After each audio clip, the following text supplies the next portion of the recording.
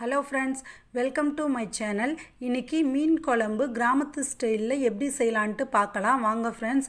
இது செய்கிறதுக்கு நான் இன்றைக்கி மண் சட்டி தான் எடுத்திருக்கேன். இதில் எண்ணெய் ஊற்றி எண்ணெய் நல்லா காஞ்சதுக்கப்புறம் வெந்தயம் போட்டுக்கலாம். வெந்தயம் பொரிஞ்சு வந்ததுக்கப்புறம் இதில் வெங்காயம் சேர்த்துக்கலாம். வெங்காயம் நான் இன்றைக்கி பெரிய வெங்காயம் தான் சேர்த்துருக்கேன். என்கிட்ட சின்ன வெங்காயம் இல்லை. உங்கள்கிட்ட சின்ன வெங்காயம் இருந்தால் நீங்கள் சின்ன வெங்காயம் சேர்த்துக்கோங்க. சின்ன வெங்காயம் சேர்த்து குழம்பு வைக்கிறப்ப மீன் குழம்பு நல்லா டேஸ்ட்டாக வரும்.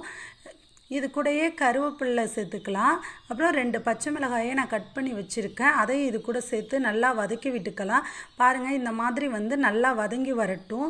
இது கூட நான் 3 தக்காளி எடுத்து கட் பண்ணி வச்சுருக்கேன். அதையும் இது கூட சேர்த்துக்கலாம். சேர்த்துட்டு நல்லா இதை வதக்கிக்கலாம். இது நல்லா வதங்கட்டும். இது கூட நம்ம ஒரு 1/2 ஸ்பூன் அளவுக்கு உப்பும் 1/4 ஸ்பூன் அளவுக்கு மஞ்சத்தூளும் சேர்த்துக்கலாம். உப்பு சேர்த்து நல்லா வதக்கிறதுனால வெங்காயம் தக்காளி எல்லாம் நல்லா வதங்கி வரும். பாருங்கள், இது மாதிரி நல்லா வதக்கிக்கோங்க. இது நல்லா வதங்கினதுக்கப்புறம் இதில் நம்ம மசாலாலாம் சேர்த்துக்கலாம். இந்த குழம்புக்கு தேவையான மசாலா சேர்த்துக்கலாம்.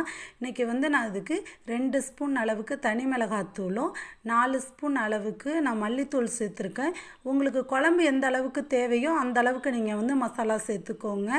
உங்கள்கிட்ட குழம்பு மிளகாத்தூள் சேர்த்து அரைச்சி வச்சுருப்பீங்களா, அது மாதிரி இருந்தாலும் நீங்கள் அதை சேர்த்துக்கோங்க. சேர்த்துட்டு நல்லா இதை கலந்து விட்டுக்கோங்க. இதை நல்லா கலந்ததுக்கப்புறம் இதில் நான் கத்திரிக்காய் சேர்க்குறேன். இன்றைக்கி நான் மீன் குழம்புல கத்திரிக்காய் மாங்காய்லாம் சேர்த்து தான் இன்றைக்கி நான் செய்ய போகிறேன்.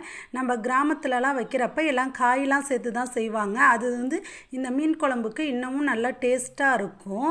அதனால் நான் கத்திரிக்காய் சேர்த்துட்டு நல்லா வதக்கி விட்டுக்கிறேன்.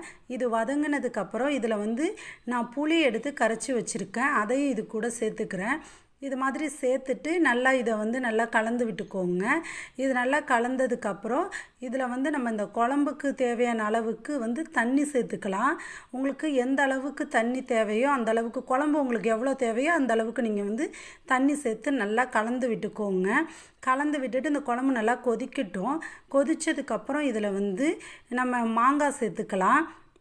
நான் ஃபஸ்ட்டே மாங்காய் போட்டிங்கன்னா மாங்காய் கரைஞ்சிரும்.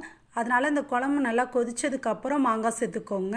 சேர்த்துட்டு இது நல்லா இந்த மாங்காய் ஒரு பாதி அளவுக்கு வெந்து வரட்டும். இது வெந்ததுக்கப்புறம் இதில் நம்ம கட் பண்ணி அலசி வச்சுருக்கோம்ல மீன், அதை சேர்த்துக்கலாம்.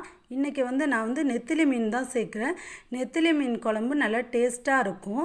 இந்த மாங்காய் கத்திரிக்காய் இதிலெல்லாம் நல்லா இந்த மீனோட ஃப்ளேவர்லாம் இறங்கி இந்த குழம்பும் நல்லா டேஸ்ட்டாக இருக்கும். இது மாதிரி செஞ்சு பாருங்கள்.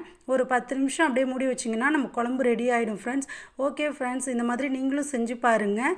எப்படி வந்துச்சுன்ட்டு மறக்காமல் கமெண்ட் பண்ணுங்கள். வீடியோ பிடிச்சிருந்தா சேனலை மறக்காமல்